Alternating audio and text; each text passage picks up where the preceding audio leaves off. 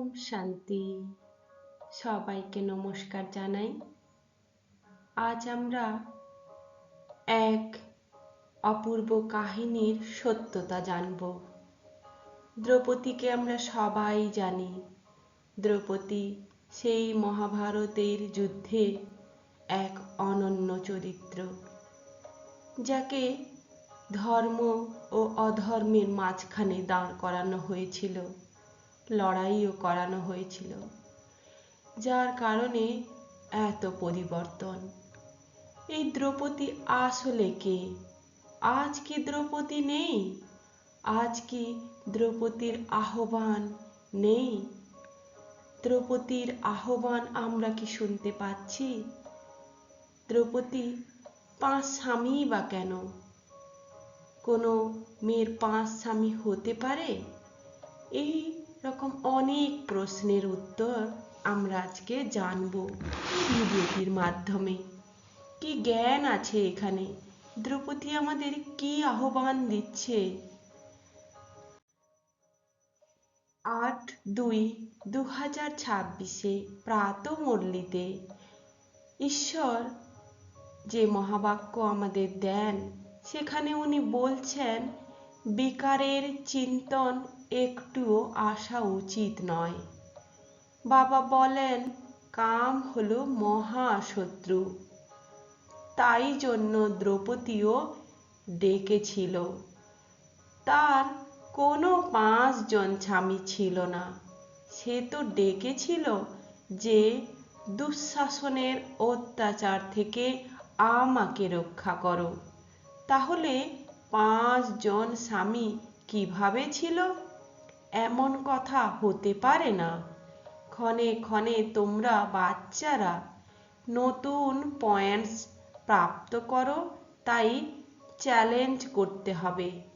অল্প কিছু চেঞ্জ করে লেখা উচিত। কি বললেন যে দ্রৌপদী এখনো আমরা ডাকছি, দ্রৌপদী রূপে আমরা আছি। দুঃশাসনের অত্যাচার থেকে আমরা নিজেদেরকে রক্ষা করতে চাই, তাই তো পরমাত্মা ঈশ্বরকে আমরা ডাকছি। আমাদের এর উপরে বিচার সাগর মন্থন করতে হবে। পবিত্র চিন্তনই খুশির জীবন। যত আমরা চিন্তা করব, মন্থন করব, ততই আমাদের বিচার বুদ্ধি শুদ্ধ, শক্তিশালী ও সমৃদ্ধ হবে।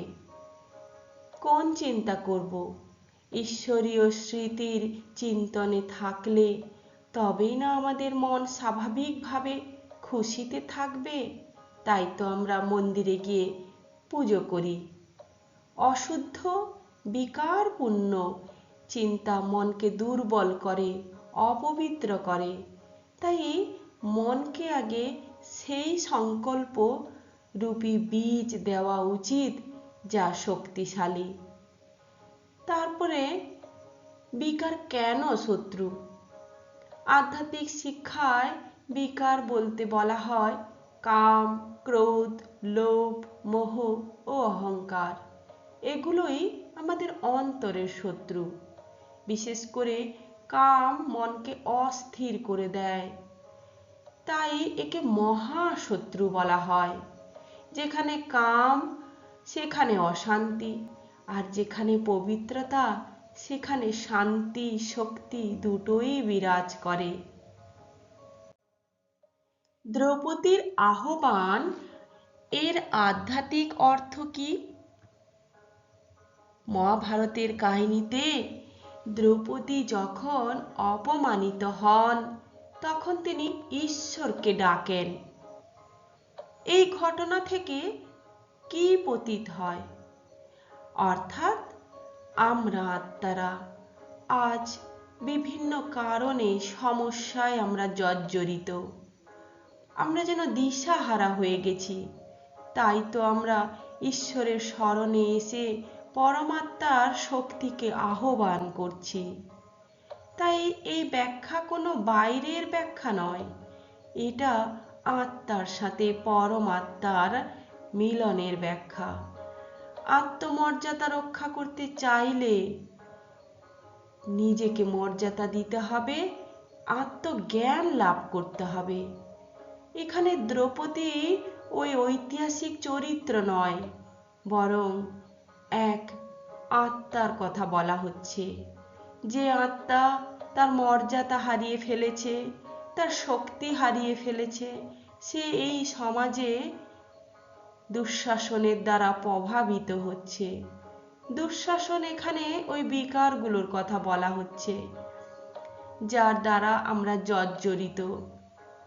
মিথ্যের দ্বারা আমরা এতই আচ্ছন্ন হয়ে আছি, ক্ষণে ক্ষণে মিথ্যের পথ, মিথ্যে কথা, মিথ্যেটাকে আমরা সারাদিন গুলে খাচ্ছি। তাতে হচ্ছে কি? সব কিছু শেষ হয়ে যাচ্ছে। তাই দ্রৌপদী হলো পবিত্রতার প্রতীক, যিনি অগ্নি থেকে জন্মগ্রহণ করেছিলেন। আর যখন তিনি ঈশ্বরকে আহ্বান করলেন পূর্ণ সমর্থনে বা সমর্পণে, তখনই ঈশ্বর আবির্ভূত হলেন। 5 স্বামী এখানে 5 গুণের প্রতীক। সেই নামগুলো আমরা দেখব। এই গুণ এক আত্মাকে শক্তিশালী করে। কোন গুণের দ্বারা আত্মা শক্তিশালী হয়, মর্যাদা লাভ করে, আত্মসম্মান ফিরে পায়, সেটাই আমরা দেখছি। দ্রৌপদী নামের অর্থ জানেন? দ্রৌপদী দ্রুপদের কন্যা। তিনি পাঞ্চাল রাজ্যের রাজা ছিলেন।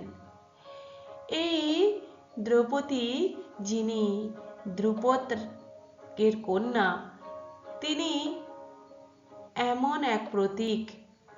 দ্রুপদ শব্দের অর্থ ব্যাখ্যা করলে হয় দৃঢ় পথ বা স্থির অবস্থান। তাই দ্রৌপদী মানে দৃঢ় ভিত্তির উপর প্রতিষ্ঠিত শক্তিশালী চেতনা। আমাদের ভেতরে যদি দৃঢ়তা না থাকে, তাহলে আমাদের চেতনা শক্তিশালী হয় না, আমাদের কোনো কর্ম শক্তিশালী হয় না। তাই দ্রুপদ ছিল দৃঢ়তা। তার দৃঢ়তার উপর ভিত্তি করে যে শক্তির জন্ম হয়েছিল, সেই হলো দ্রৌপদী। এছাড়া দ্রৌপদীর অন্যান্য অনেক নাম আছে। যজ্ঞসেনী, যিনি যজ্ঞের অগ্নিকুণ্ড থেকে আবির্ভূত হন। যজ্ঞে যার জন্ম, সেই কন্যা কি হবে? সম্পূর্ণ পবিত্র, সাধনার প্রতীক। আর কৃষ্ণা, কৃষ্ণের সখা। কৃষ্ণ মানে আমরা জানি সেই আকর্ষণ, সেই দৃঢ় গভীরতার প্রতীক। কৃষ্ণ হলো গভীরতা, সহনশীলতা ও আকর্ষণ শক্তি। কৃষ্ণকে যে ভালোবাসে, কৃষ্ণকে যে আহ্বান করে, গ্রহণ করে, সেই তো কৃষ্ণা। পাঞ্চালী, পাঞ্চাল দেশের রাজকন্যা। পাঞ্চাল অর্থাৎ রাজসিক মর্যাদা ও নেতৃত্বের শক্তি। আর পার্শ্বতী, পার্শ্বতী কি না পের্ষত বা দ্রুপদের অন্য নাম থেকে উদ্ভূত, পের্ষতের কন্যা। দুঃশাসনের অত্যাচার থেকে আমায় রক্ষা করো, এই বলেই তো ডেকেছিল। পাশে ছবিটা দেখুন, দ্রৌপদীর আহ্বান। দুঃশাসন শুধু একজন ব্যক্তি নন, সে আমাদের ভেতরে থাকা বিকার। যে বিকারে বশীভূত হয়ে আমরা ভুলে গেছি আমাদের সত্য জীবন, আচার ব্যবহার, আমাদের সংস্কৃতি, আমাদের আত্মমর্যাদা। তাই আমাদেরকে ক্ষণে ক্ষণে ঈশ্বরকে ডাকতে হয়। এ কোন সৃষ্টি, এ কোন জীবন? এ জীবন আমরা কেউই চাই না। হে পরমাত্মা, আমাকে রক্ষা করো। যতক্ষণ দ্রৌপদী নিজের আঁচল নিজে ধরে রেখেছিল, ততক্ষণ ঈশ্বর কিন্তু সাহায্য করতে আসেনি। অর্থাৎ যতক্ষণ না সম্পূর্ণ সমর্পণ হয় ততক্ষণ পরমাত্মার আশীর্বাদ প্রাপ্ত করা যায় না। আমরা যদি অর্ধেক শিক্ষা গ্রহণ করি দিয়ে পূর্ণ ফল লাভের চেষ্টা করি তখন কিন্তু পাবো না। সম্পূর্ণ শিক্ষা নিতে হবে, সম্পূর্ণভাবে নিজেকে সমর্পণ করতে হবে। তাই ঈশ্বর বলেন, তোমার তন মন ধন সব সমর্পণ করো, তবেই না তুমি ঈশ্বরকে পাবে। মহাভারতের কাহিনীতে দ্রৌপদীর নাকি 5 জন স্বামী। সেই 5 জনের নাম সবাই জানে, যাদের পাণ্ডব বলা হয়: যুধিষ্ঠির, ভীম, অর্জুন, নকুল, সহদেব।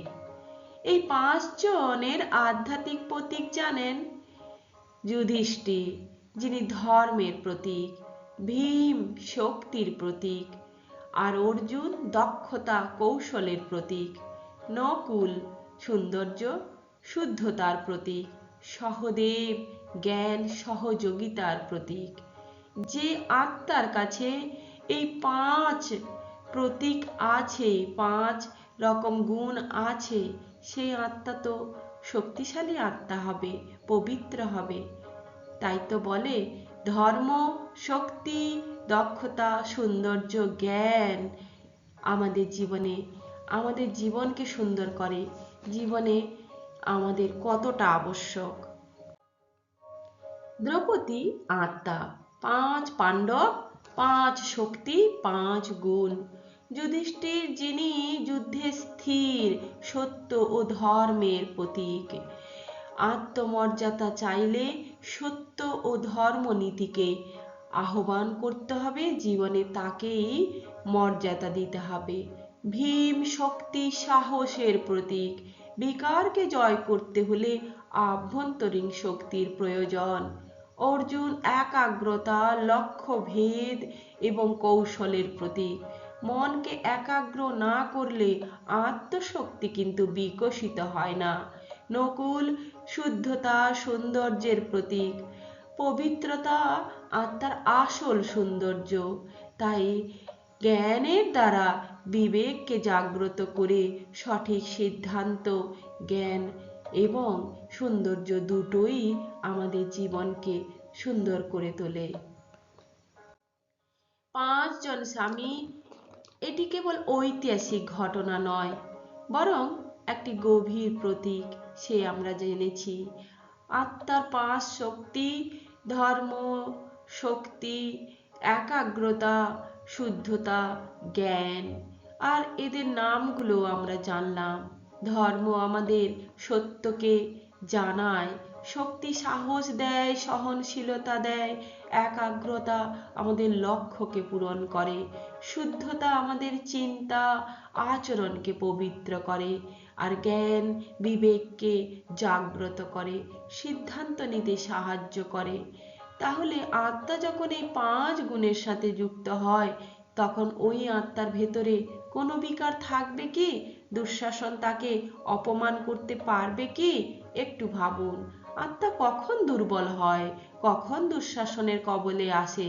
যখন তার মধ্যে এই 5 শক্তি নেই, তখনই।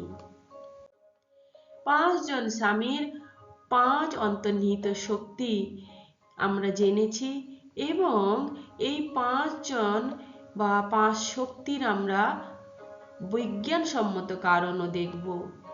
বৈজ্ঞানিক গুণ হচ্ছে কি?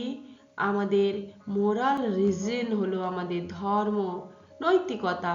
উইলিং পাওয়ার হচ্ছে আমাদের শক্তি, অর্থাৎ কাউকে ব্লেসিং দেওয়া, কারো শুভ ভাবনা ভাবা।